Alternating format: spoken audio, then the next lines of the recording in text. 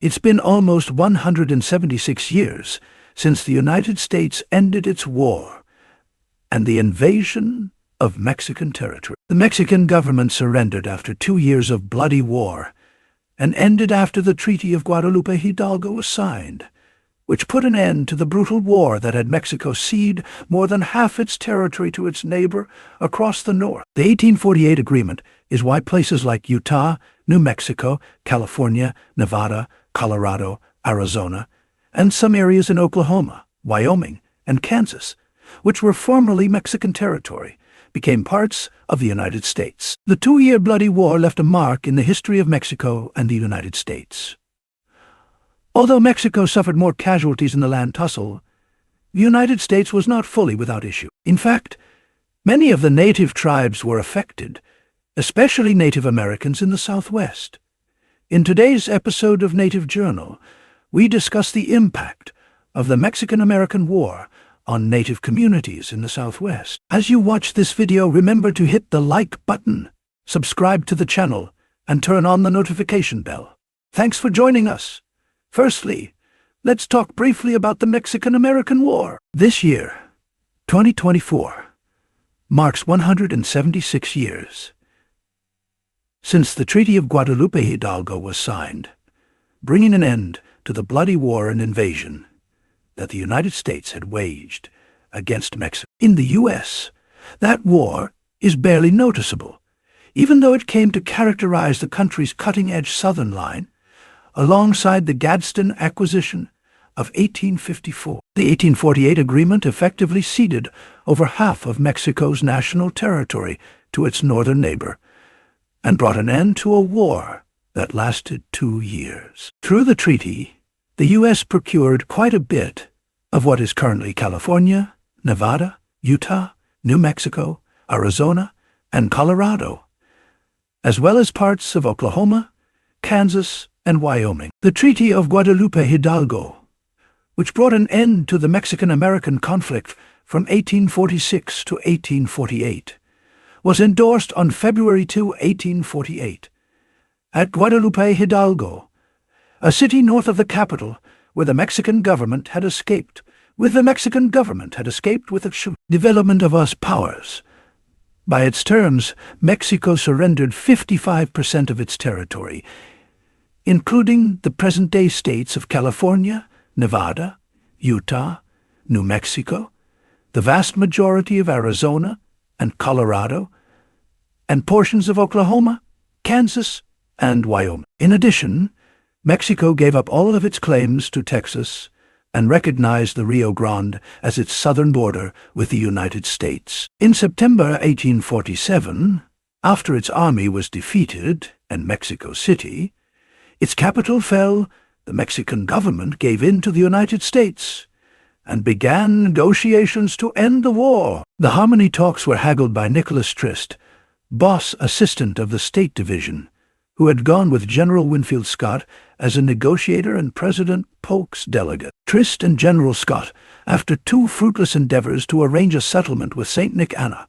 verified that the best way to manage Mexico was as a vanquished foe. Nicholas Trist haggled with an extraordinary commission, addressing the imploded government led by Juan Bernardo Coto, Juan Miguel Latristin, and Juan Luis Gonzaga Cuevas of Mexico. President Polk had reviewed Trist under the conviction that dealings would be completed with a Mexican designation in Washington. In the month and a half it took to convey Polk's message, Trist had gotten word that the Mexican government had named its unique bonus to arrange. Against the president's review, Trist discovered that Washington didn't figure out the circumstances in Mexico and arranged the ceasefire and resistance to the president. In a December 4th, 1847 letter, he stated, realizing that it would generally be the absolute last possibility, and dazzled with the shocking results for our country, which can't neglect to go to the deficiency of that opportunity,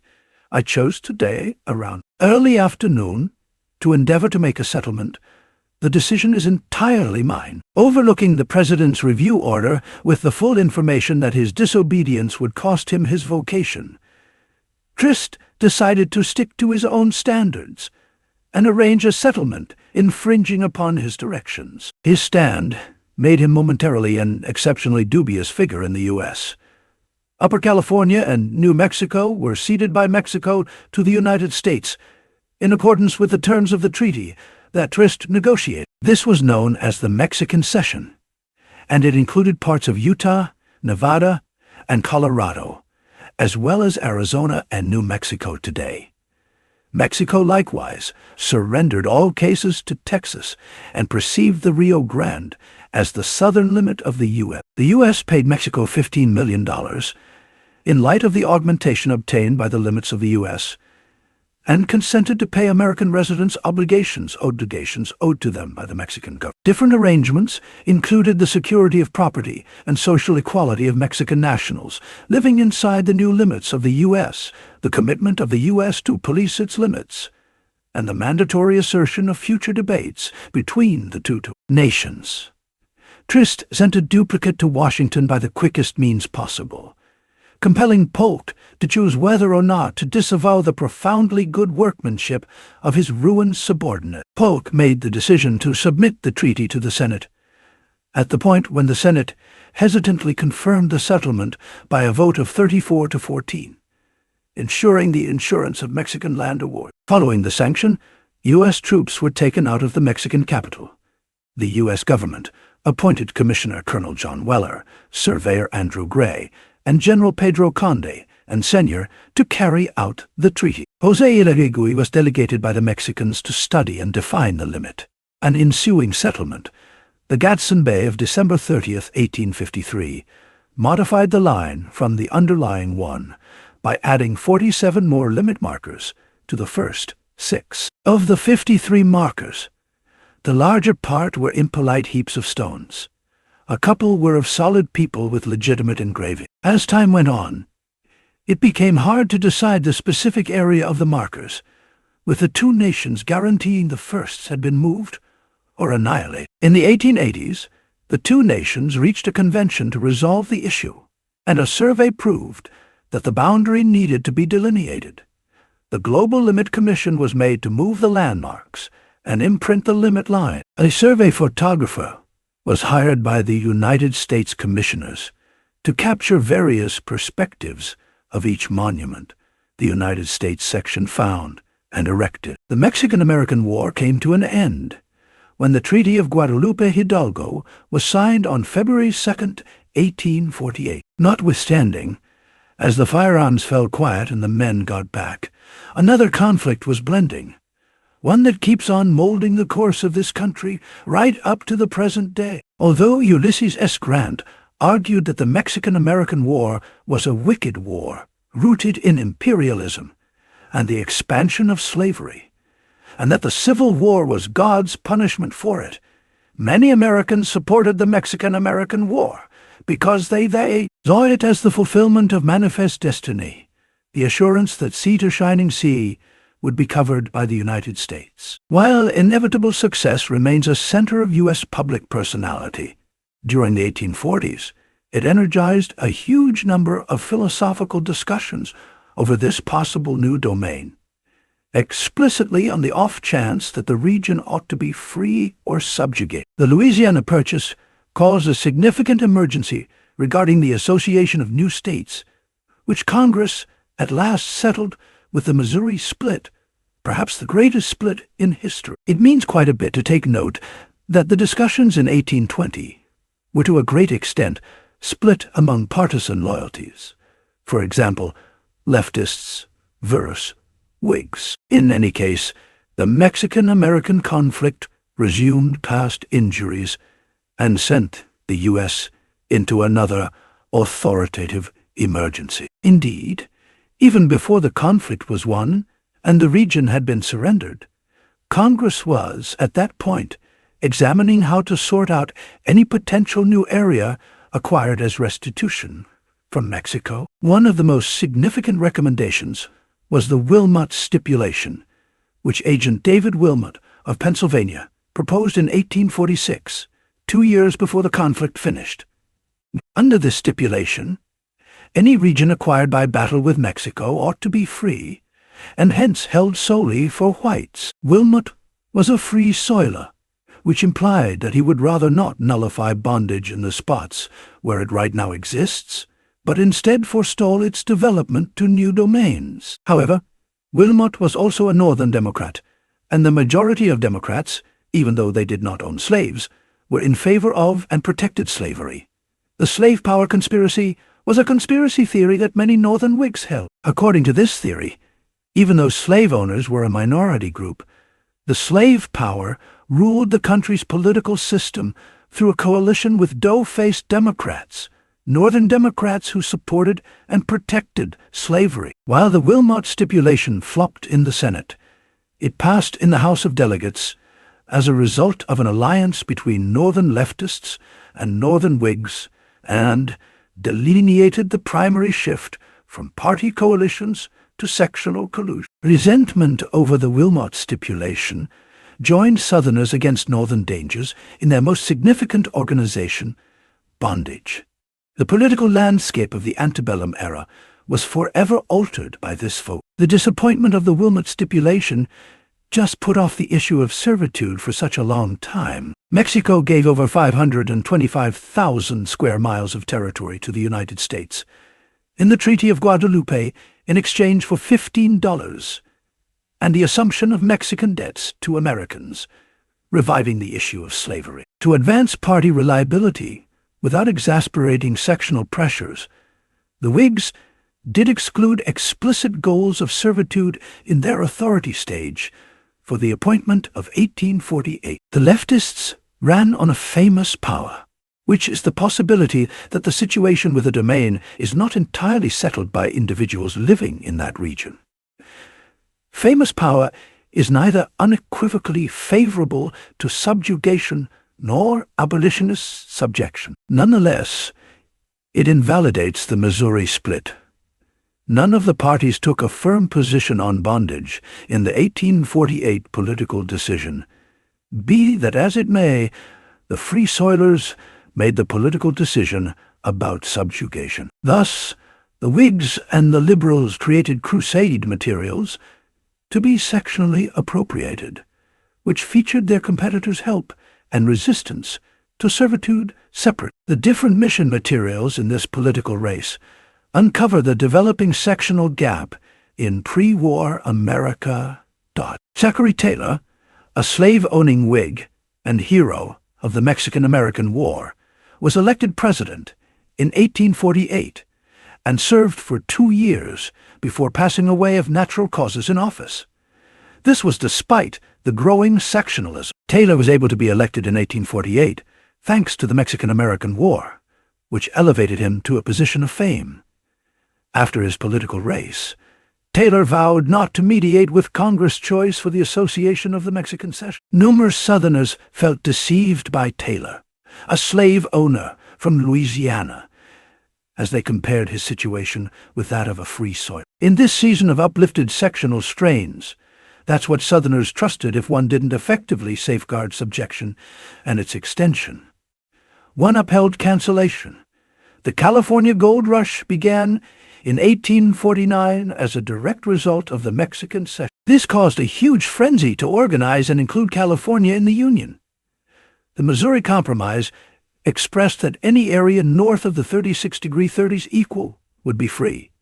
Nonetheless, the line would separate California into 2 areas. California was never a U.S. domain, supported a free constitution, chose a lead representative and governing body, and applied for statehood by November 1849. Since California didn't wish to be isolated into 2 separate expresses, another trade-off was framed, suitably named the Split the Difference of 1850. Under the split of 1850, California was conceded as a free state without determining the destiny of the rest of the Mexican Cession. Moreover, under this split, there was a government presumption of Texas obligation, the abolishment of the slave exchange in the region of Columbia, and a more grounded criminal slave regulation. While questionable, the Split the Difference Act of 1850 eased the developing strains over bondage and postponed an out-and-out emergency regarding the issue. Again in 1854, pressures over subjugation soared over the association of Kansas and Nebraska. While Kansas and Nebraska were not part of the Mexican Cession, their discussions over their association are connected to the Mexican-American War. As previously stated, popular sovereignty was one of the options suggested as a way to organize territory after the Mexican-American War. The Kansas-Nebraska Act of 1854 brought the Compromise of 1850, in which popular sovereignty was included in the organization of Kansas and Nebraska, back into existence. As a result of the Kansas-Nebraska Act, there was a period known as Bleeding Kansas, in which both pro- and anti-slavery Americans flocked to Kansas to establish either a free or slave government in the state. This eventually led to violence, with one neighbor killing another in the name of abolition and slavery. Draining Kansas is additionally the primary occurrence, where John Brown, well known for his 1859 assault on Harper's ship, utilized savagery to order his extreme nullification vision. Besides, the Kansas-Nebraska Act impelled future President Abraham Lincoln into the public spotlight. The Kansas-Nebraska Act was Congressperson Stephen Douglas of Illinois' pet venture, and his well-known power is frequently connected with Douglas. In 1858, Lincoln and Douglas had a series of debates about popular sovereignty and the spread of slavery. While Lincoln lost the senatorial political decision in 1858 to Douglas, he turned out to be notable due to the discussions which positioned him as the conservative contender for the official appointment of 1860. Moreover, the Kansas-Nebraska Act was the last nail in the final resting place for the Whig Party and made ready for the foundation of the Conservative Association, the main noticeable abolitionist servitude party that established sectionalism. Ralph Waldo Emerson prophetically expressed, "Mexico will harm us." Slavery debates were rekindled during the Mexican-American War, which resulted in a decrease in party alliances and an increase in sectional alliances. These discussions over subjection ultimately prompted the death of the second party framework and made way for the ascent of republicanism. Sectional strains had never been more grounded, and there were open conversations about divergence that expanded as the 1850s advanced. This multitude of pressures and issues would come to an end with the appointment of 1860. And in the long run, with a nationwide conflict where siblings battled against siblings. To say Mexico harmed, the U.S. is putting it mild. The carnage during the nationwide conflict equaled some other American struggle, and today we are still during the time spent mending wounds that happened quite a while back. The war and the peace treaty that ended, it helped the United States become a continental power that extended from the Atlantic to the Pacific. Today, the politics surrounding the country's southern border are still influenced by the war. Although the conflict and its result are key to the accounts of both the U.S. and Mexico, they are recollected in emphatically various ways. In Mexican grade schools, youngsters learn of the conflict as la Intervención Estadounidense, or the U.S. mediation, and it is a wellspring of much patriot hatred. In contrast, the war is hardly remembered by the general public in the United States. The California Dash for unheard-of wealth and the culmination of the cross-country railroad hang out in us narratives of the West Extension, and they are treated as normal and unavoidable, as opposed to occasions made conceivable by a conflict of hostility.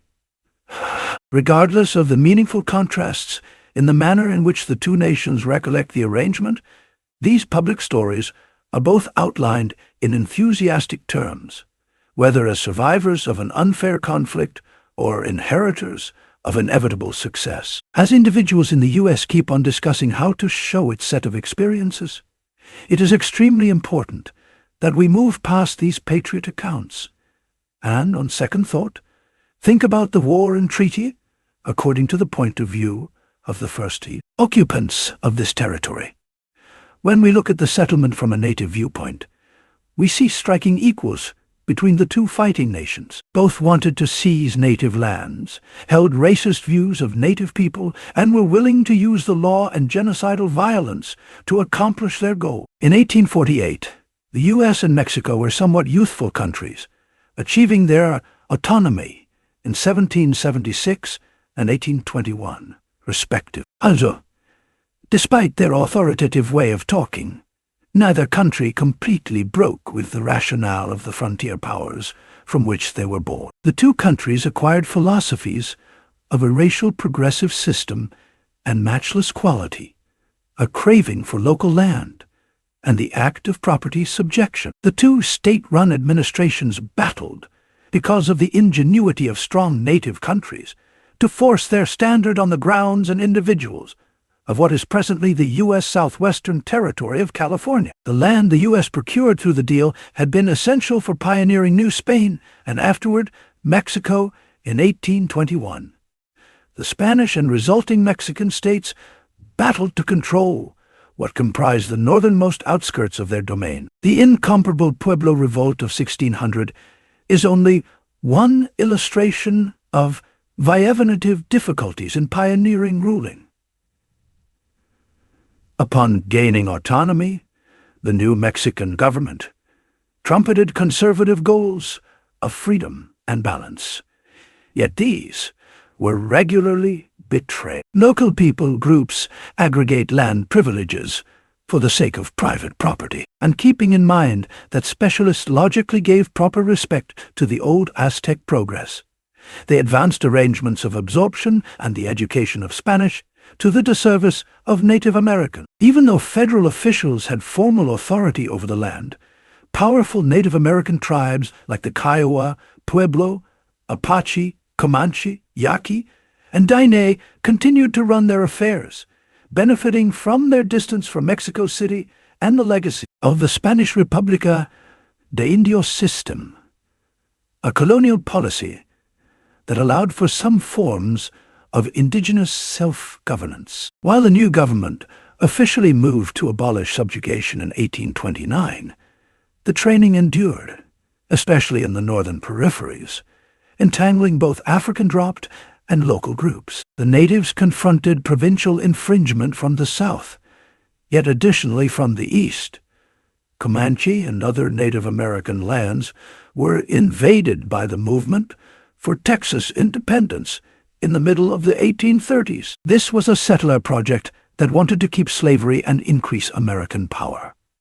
Consequently, by the mid-1840s, local countries defied threatening provincial powers in pretty much every bearing. Comanches, Kiowas, and Apaches increasingly chose to attack Mexican settlements on native land, rather than negotiate with Mexican authorities. Across what was then northern Mexico, native marauders drove and facilitated assaults on Mexican towns in what historian Brian D. Farrell has depicted as a battle of 1,000 deserts. The after effect of compelling native attacks was the formation of deserts, which deserted and obliterated settlements. Mexican specialists reproved the aggressors as Indios Barbaros, an appellation that U.S. specialists completely concurred with. Looking back, the viability of Native Americans striking Mexican settlements put the Mexican central government in a much more vulnerable situation in 1846, when the U.S. declared war.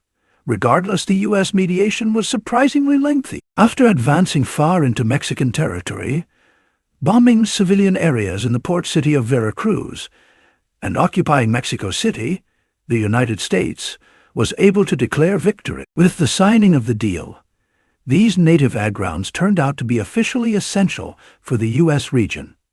However, numerous local groups kept on going after settlements on the two sides of the new U.S.-Mexican boundary. Article 11 of the deal, which ordered that the U.S. government be committed to shielding a Mexican area from savage clans, is a demonstration of the ingenuity of this native power. In what is today Arizona and New Mexico, the settlement decreased the independence of numerous local countries.